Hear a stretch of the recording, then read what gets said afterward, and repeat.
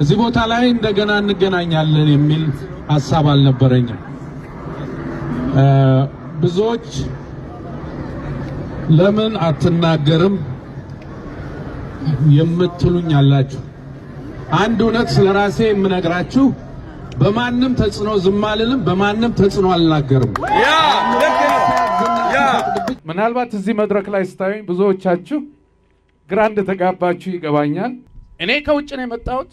እኔና መንግስት እንደማንስማማ ታውቃላችሁ።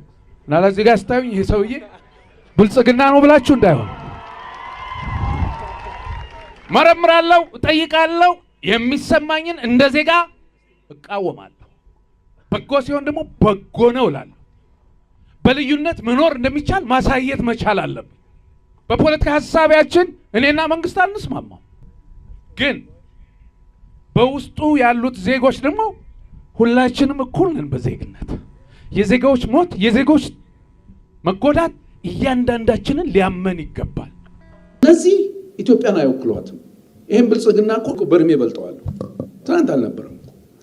ኢትዮጵያ በማንም ኮምፕሮማይዝ አናረጋትም። ማንም ካድሬ፣ ማንም ባለስልጣን የፈለገውን ሊደነፋ ይችላል። ኢትዮጵያን ኮምፕሮማይዝ አናደርግም። ዜጎቿ እንዲህ ነን።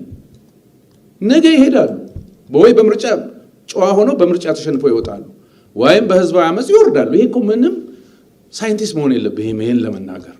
ህዝቡ የማይፈልገውን በማድረግ የሰፈር ጎረምሳ ሳይመስል መበሻሸቅ ምናምን ለኢትዮጵያ ልክ አይደለም። ይሄ ለኢትዮጵያ መንግስት የምታስተላልፈውና ለኢትዮጵያ ህዝብ የማስተላልፈው እኔ የምጠቅምና የኔ ሐሳብ የሚጠቅም ከሆነ አይዞህ፣ ብዙ መከራ አልፈሃል፣ ታልፋለህ፣ ይሄንንም ታልፋለህ። ኦፍኮርስ ከሌላ ዓለም ህዝብ ጋር ሲመዘን ምን አይነት እርግማን ቢኖርብን ነው ያሰኛል። ከዘመን ዘመን ከጦርነት አንወጣም። ከዘመን ዘመን የጥጋበኞች መፈንጫ ነን። እነሱ በሚጭሩት ሰዓት ስንት እናቶች ያልቅሱ። እንደው የኢትዮጵያ እናት በቃ ይሄ ነው እድሜ ልክ ማልቀስ፣ ዘላለም ልጄን የምትል እናት ማየት። ይሄ እኮ በልኩ ያልተሰሩ ፖለቲከኞች መንበር ላይ እየተቀመጡ እኮ ነው እናቶቻችን የሚያስለቅሱት። እኛ ደግሞ በትቢት ተወጥረን አንደማመጥ፣ አንፈላለቅ፣ አንድ ላይ አናብር። ለእናቶቻችን ለቅሶ እኛም ምክንያት ነን። ሰው ያልፋል። ሩዋንዳ ያን መከራ አሳልፋ ሰላማዊ አገር ሆናለች። እችም አገር ሰላም ታገኛለች በኔ በእናንተ በእያንዳንዳችን ጥረት። ኦኬ፣ ለማንኛውም ስለሁሉም ነገር እግዚአብሔር የተመሰገነ ይሁን። መጀመሪያም ያለ አግባብ ነው የታሰራችሁት። ስለተፈታችሁ የምንጨፍርበት ምክንያት የለም። ማሟያ ነበራችሁ። አሁን ደግሞ ለምን እንደፈቷችሁ አላውቅም። በእውነት ግን ስለ ኢትዮጵያ ነውና የከፈላችሁት። ገና የምትከፍሉት ብዙ መከራ አለ እና ድሮም ምን ወንጀል አልሰራችሁም። እንደ ሰው በቤታችሁ ማረፍ በመቻላችሁ ደስ ብሎኛል። ማሰብ ያለብን ሰዓት ምንድን ነው የምናደርገው? እንዴት ነው የምንቀጥለው? እንዴት ነው እቺ ሀገር የምትቀጥለው የሚለውን በደንብ ማሰብ ያስፈልጋል። ስሜታዊነት የትም አያደርሰንም። ብዙ ሞከርን፣ ብዙ አለ ተመልሰን ግን አሮንቃ ውስጥ ነው የምንገባውና ማሰብ ይጠይቃል፣ መደማመጥ ይጠይቃል፣ መናበብ ይጠይቃል፣ መደራጀት ይጠይቃል፣ አንድነት ይፈልጋል። ከዛ ውጪ በሶሻል ሚዲያ ብቻ ሀገር አትድንም። የምትድነው እያንዳንዳችን በውሳኔያችን ልክ መስራት ስንችል ነው። ያን ለማድረግ አብሮ መቆም፣ በአንድነት መንፈስ መነጋገርና አደጋውን መረዳት ያስፈልጋል። ያ ከሆነ መከራውን እናልፋለን። አለዛ መከራውን በራሳችን ላይ እንደገና እንጨምራለን። ስለዚህ አንድ ሰላማዊ እንቅልፍ የምተኙበት ቀን ስላጋጠማችሁ ደስ ብሎኛል። ግን እንደገና ወገባችሁን አስራችሁ ለበለጠ መከራ መዘጋጀት አለባችሁ። ታንኪ እንደዚህ ግን በአካል መጥቼ ሳያችሁ የሚሰማኝ በተለይ እንደነዚህ አይነት እናቶች ቁጭ ብለው በመጦሪያቸው ጊዜ እንዲህ አይነት ነገር ሲከፉ ማየት በጣም ያምራል እና ችግሩ ሰፊ ነው። ግን ተስፋ አትቁረጡ፣ አንገታችሁን አትድፉ። ያሳደዷችሁን ከነሱ ጀርባ ሆነው እንድትሳደዱ የሚያደርጉትን ደግሞ እኛ ውጭ ሆነን ዝም አንልም። በህግ እንዲጠየቁ የምንችለው እናደርጋለን። ተስፋ ግን አትቆረጡ። ምክንያቱም ተስፋ ከቆረጣችሁ በቃ ምን እንነጋገርበት ነገር አይኖርም። እቺን ሀገር ብዙ መከራ ከፍላችሁ እዚህ ያደረሳችሁት ይሄ መከራ ተሻግራችሁ ልጆቻችሁ በነፃነት እዚህ መሬት ላይ እንዲኖሩ ማድረግ አለበት። ተስፋ እንድትቆርጡ በየምክንያቱ ሰበብ ይፈለጋል። ዛሬ በማንነታቸው በየቦታው የሚገደሉ አሉ። አገር ሰላም ብለው ጭረው በሚያድሩበት አፈር መሬት ላይ አንገታቸው የሚቆረጥ ዜጎች አሉ። ይሄን በግድ እንድንለምደው ነው የሚያስቡት። አንለምድም። በፍጹም መልመድ የለብንም። የሁሉም ዜጋ ሞት የኔ ሞት ነው ብለን ማሰብ አለብን። ያን ከሆነ አያሳንሱንም። አብረን እኩል ድምፅ ይኖረናል ማለት ነው። አሁን በየሜዳው እየገደሉ እየጣሉ እንድንለምድ እንዲያረጉን እድል አትስጡ። ዛሬ በሺዎች ሰው ሲሞት በመቶ ሲታረድ ዝም እንድንል ነው የተፈቀደው። የሁላችንም ቋንቋ ያድዋ የማይጨው የልጅ ልጆች ከሆን ሰው ሲሞት እምቢ ማለት አለብን። እምቢ አንፈቅድም። ዜጎች ሲሞቱ እምቢ ነው ማለት ነው። ኢትዮጵያ ሲዳፈሩ እምቢ፣ ነፃነታችን ሲተናኮሉት እምቢ። ምንድነው የምንለው? እምቢ ካልን አንሸነፍም። ኢትዮጵያዊነት ይቀጥላል። አመሰግናለሁ። እዚህ ያላችሁ የመንግስት ተወካዮች በዝርዝር በስም እየጠራው ባመሰግናችሁ ደስ ይለኝ ነበር። ስማችሁን አውቃለሁ፣ ግን ማዕረጋችሁን ለመግለጽ ያስቸግረኛል። አንደኛ የክልል የሚባለው ማዕረግ ስለማልወደው አልጠራውም። ስለዚህ ይቅርታ እንድታደርጉልኝ። አንዳንዶች አንተ የምትላት ኢትዮጵያ የለችም፣ እዚህ ያለው በብሔር ብሔረሰቦች የተዋቀረች የብሔረሰቦች ኢትዮጵያ ናት ይላሉ። በእነሱ እይታ ትክክል ነው። እኔም ማቃት ኢትዮጵያ ሁላችንም በእኩልነት እንደ ሰው የምንኖርባት፣ ማንም የማንንም ቋንቋና መብት ሳይገፍ ተከባብረን የምንኖርባት ኢትዮጵያን መስራት ሲቻል በ85 ዓመተ ምህረት በተቀረጸ በአጥር ተከልለን አንተ ከዛ እኔ ከዚህ አታልፍም ታልፋለህ በሚል የተመሰረተ ክልል ለኔ ኢትዮጵያዊነት ስላልሆነ የማምንባትን ኢትዮጵያ ነፃ ወጥቼ ራሴን ኢትዮጵያ አድርጌ መኖር እፈልጋለሁ። ራስን ነፃ ማውጣት እንጂ ነፃ አውጭ ግንባር ማቋቋም መፍትሄ አይደለም። ከምንድነው ነፃ የምንወጣው? ራሳችንን ከተከለልንበት ሰዎች በተለይም ካድሬዎች፣ እናንተ በተለይ ማወቅ ያለባቸው ካድሬዎች የተሰበሰበ የአንድ ወቅት በሳይንስ ያልተፈተነ ሐሳብ ባለቤቶች ናቸው። እናንተ በመጻፍ በመመርመር በላቦራቶሪ በፈተና በማንበብ የደረጃችሁ ሰዎች የካድሬ ሐሳብ አሸንፏችሁ በእነሱ ሐሳብ ልትጓዙ አይገባም። በሳይንስ ነውና የምታምኑት። በሳይንስ የሚያም ራሱን ነፃ ያደረገ ህዝብ ነው የሚሆነው። ስለዚህ እንደ ሰው ስናስብ የማንም ቋንቋ ማንም ሊረግጠው፣ የማንም ባህል ማንም ሊነቀው አይችልምና ለመከባበር አብረው ለመኖር የሚያግደን ነገር አይደለምና በአንድነት ለመኖር የሚያግደን ነገር የለም። ይሄ ጥቂቶች የፈጠሩት የካድሬያዊ አስተሳሰብ አሸንፈን እንደ ሰው እንደ ኢትዮጵያዊ መኖር እንችላለን። አፄ ቴዎድሮስ ትናንት ጨለማ የነበረችው ኢትዮጵያ በራሷ ተማምና እንድትቆም መድፍ ያስፈልጋታል፣ ዕውቀት ያስፈልጋታል ብለው የእንግሊዝን ንግሥት ዕውቀት የሚያስተምር ሰው ላኪልኝ ነው ያሏት። ከ150 ዓመት በፊት ለውጥ ዕውቀት ትምህርት እንደሚያስፈልግ ቴዎድሮስ ገብቷቸው ነበር። ከ150 ዓመት በኋላ አንበጣ የመጣ ሲያስረበን የአንበጣ መከላከያ መስራት ያልቻል በርካታ ዶክተሮች አስተምረን ዶክተሮቻችን በቴሌቪዥን ተጋደሉ ሲሉን ብሔር ብሔረሰብ ተላለቅ ሲሉ የኛ ዕውቀት ምን ላይ ነው? የተማረ ማለት የሚመረምር የነቃ የሚጠይቅ ነውና ንቁ። በተለይም ደጋግሜ የምለው በአሁኑ ዘመን በጅምላ ማሰብ ማለት ማሰቢያን ማከራየት ማለት ነው። አንጎልን ማከራየት ማለት ነው። የተማራችሁት በራሳችሁ እንድትቆሙ ነውና እንዳታከራዩ ለማንም። እናንተ ሰው ናችሁ፣ ተመራማሪ ናችሁ፣ የዕውቀት ባለቤቶች ናችሁና ለኢትዮጵያ የሚጠቅማት ይሄ ነው ብላችሁ ቆማችሁ እንደ ሰው ተናገሩ። እንደ ሰው ስትቆሙ ልትነጠሉ ትችላላችሁ። ከጅምላ አስተሳሰብ ስትወጡ ብዙ ሰዎች ሊጠሏችሁ ይችላሉ። ግን ተቋቋሙ። ኢትዮጵያዊነት ይቀጥላል። የእናንተ ህብረትና አንድነት ለሌሎች አርአያ በመሆን እንደ ሐዋርያት እየዞራችሁ የአንድነት መንፈስ ከተነገረባት ከደብረ ታቦር በመላው ኢትዮጵያ እየተዘዋወራችሁ በነፃነትና በኩልነት መኖር ይቻላል፣ ኢትዮጵያዊነት ይቀጥላል የሚለው መልእክት የናንተ መሆን አለበት። በቃሉ አይገኙም፣ በቃሉ አልተገኙም። መንግስቱ በቃሉ የሚገኝም አይደለም። መጀመሪያም በህወሓት መዋቅር ውስጥ የኖረ በህወሓት አይዲዮሎጂ ውስጥ ያደገ ነው በሙሉ በስልጣን መንበሩ ላይ ያለው። ዛሬ ከዛ ተሻግሮ ወጥቶ ወደፊት ለልጆቻችን ይሆን አሻግሮ ማየት ተረት ወሬው ላይ ነው እንጂ መሬት ላይ ምንም የለም። ዛሬ እርሶ ተነስተው የሁለት አሮጊቶች ቤት ቆመው ሲሰሩ ቀለም ሲቀቡ ያሳዩንና በማግስቱ 2000 ሰው ይፈናቀላል በገፍ በጨለማ በሌሊት በተኛበት። ይሄ ነው አዲስ አበባ ውስጥ እኮ እየተደረገ ያለው። ምንድነው እያደረጋችሁ ያላችሁት? ትናንት ህወሓትን የታገልነውን ይሄን ሁሉ ነገር ለኔ ይገባኛል ዛሬ እናንተ እያደረጋችሁት ነው እኮ። ያውም በይፋ እየነገራችሁን ያዋጣል። በእውነት እናንተስ በእውነት የኦሮሞን ህዝብ የምትወክሉ ናችሁ? እውነት የኦሮሞ ህዝብ እንደዚህ አይነት አስተሳሰብ አለው?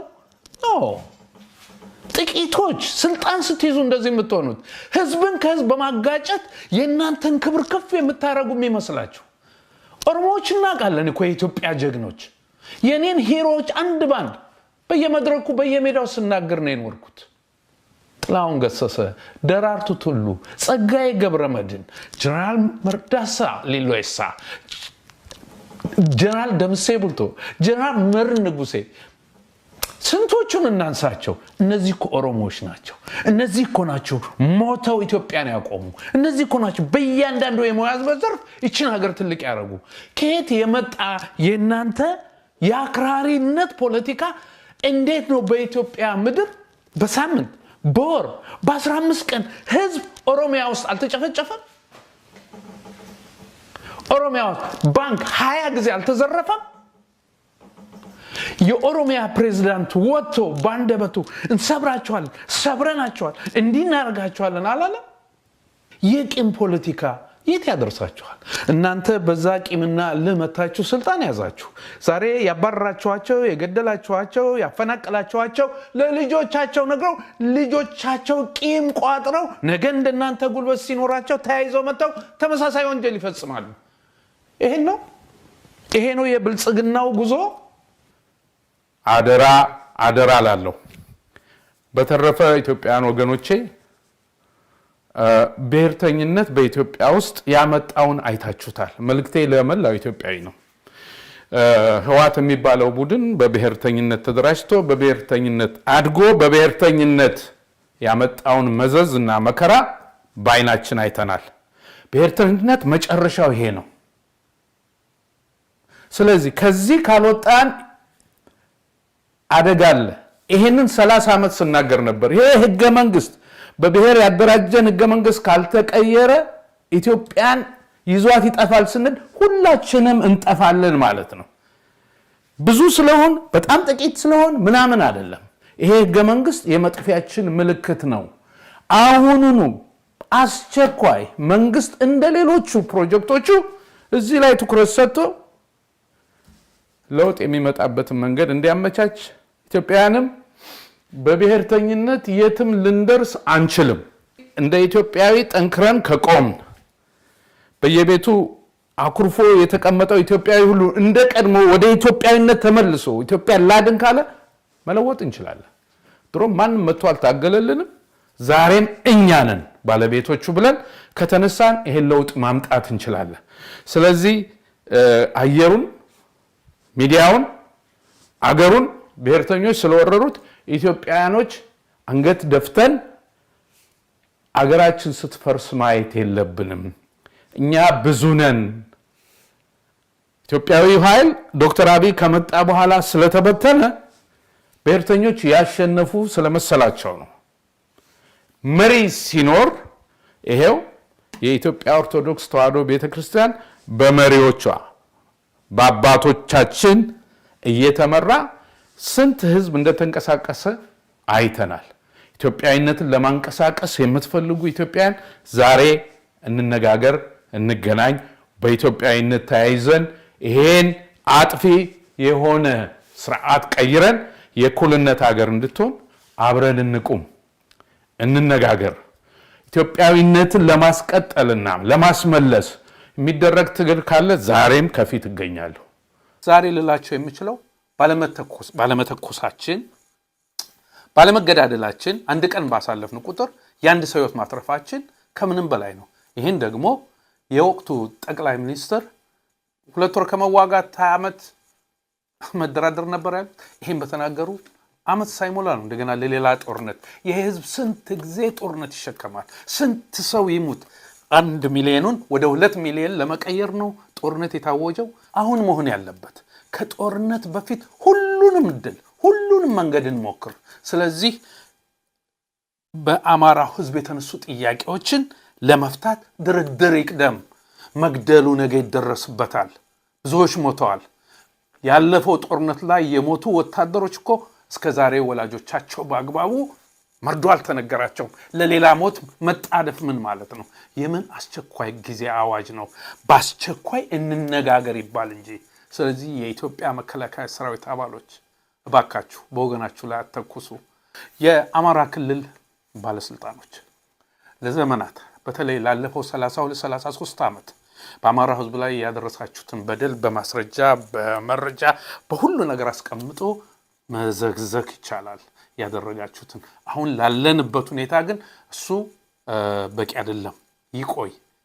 እንደ ሰው እንደ ዜጋ ልጆቻችሁ የሚወርሱትን ጉድፍ የበዛበት ታሪክ ለማደስ ከፈለጋችሁ በአስቸኳይ ተሰብስባችሁ ያወጣችሁትን በድርድር ከሁሉም አካሎች ጋር እንነጋገር ያላችሁትን ምን ጊዜ አጥፋችሁ ነው ፌደራል ገብቶ እርምጃ ይወሰድ ብላችሁ አዋጅ የምታወጡት?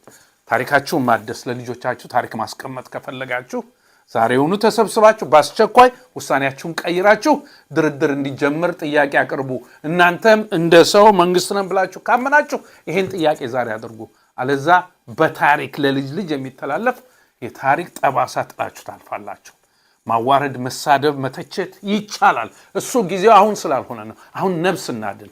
አንዴ ጥይት ከተተኮሰና ህዝብ ላይ መሞት ከተጀመረ በኋላ ግን ማጣፊያው ማንኛችንም የምንቆጣጠረው አይሆንም። ኢትዮጵያ ራሱ ሀገራችን የመቆየቷ ዕድል አጠራጣሪ ነው። ስለዚህ ውሳኔያችሁን አጢኑ። የኢትዮጵያ ህዝብ ሆይ ዳንድ ልጅህ ዳንድ ተወላጅ የምጠይቀው ወገንህ የአማራ ህዝብ ጥያቄ አቅርቧል። በተለያየ ምክንያት ስለ አማራው የሰማችሁት ብዙ መጥፎ ነገር ሊኖር ይችላል። ምንም ይሁን ምን አትግደሉኝ፣ ጥያቄ አለ፣ ስሙኝ ሲል እንደ ወንድም ለዘመናት አብሯችሁ እንደኖረ ወንድም ህዝብ አዳምጡት ብላችሁ ከጎኑ ልትቆሙለት ይገባል። ጦርነት በጣም ቀላል ነው፣ በማንኛውም ሰዓት ማድረግ ይቻላል። ግን ከዚህ በፊት በጦርነቱ የደረሰውን መከራ ሁላችሁም አይታችሁታል። ትናንት ድግስ ተደግሶ ታርቀናል የተባለው ሚሊዮኖችን ከገበርን በኋላ ነው። ሌላ ያስፈልገናል አሁን። ስለዚህ ታገሱና የአማራውን ህዝብ ጥያቄ አዳምጡ በሉ። በየክልላችሁ ላሉት ባለስልጣናትም ለመንግስትም ከአማራው ህዝብ ጋር ቆማችሁ ኢትዮጵያን ታደጓት። 40-30 ሚሊዮን የሚገመት ህዝብ ጥያቄ አለኝ እያሉ በመሳሪያ ጨፍልቆ አገርም ማኖር ይቻላል ወይ? ፍርዱን ለእናንተ ሰጣለሁ። የኢትዮጵያ መንግስት አመራሮች ጊዜ ይለዋወጣል። ዛሬ ያላችሁን ነገ ታጣላችሁ። አንድ የመጨረሻ እንደ አንድ ዜጋ አንድ ጥያቄ ነው የምጠይቃችሁ። ለመደራደር የኮሰኮሳችሁ ለምንድን ነው? ለመወያየት ለምን ፈራችሁ? ትናንት አባይን ግድብ እናፈርሳለን ከሚሉት ጀምሮ ኢትዮጵያ እንበትናለን እስከሚሉት ድረስ ግቡና እንወያይ ያላችሁ ዛሬ ጥያቄ አለኝ ከመሞት መኖርን እፈልጋለሁ የሚልን ህዝብ ጥያቄ ለመስማት ለምን ፈራችሁ? እና በጉልበት እንጨርሳለን ብትሉ አያዋጣም። ታላቋ ሶቪየት ህብረት ያላትን ጦር ይዛ አፍጋኒስታን ገብታ ግማሹን ጥላ ግማሹን አስጨርሳን የተመለሰችው።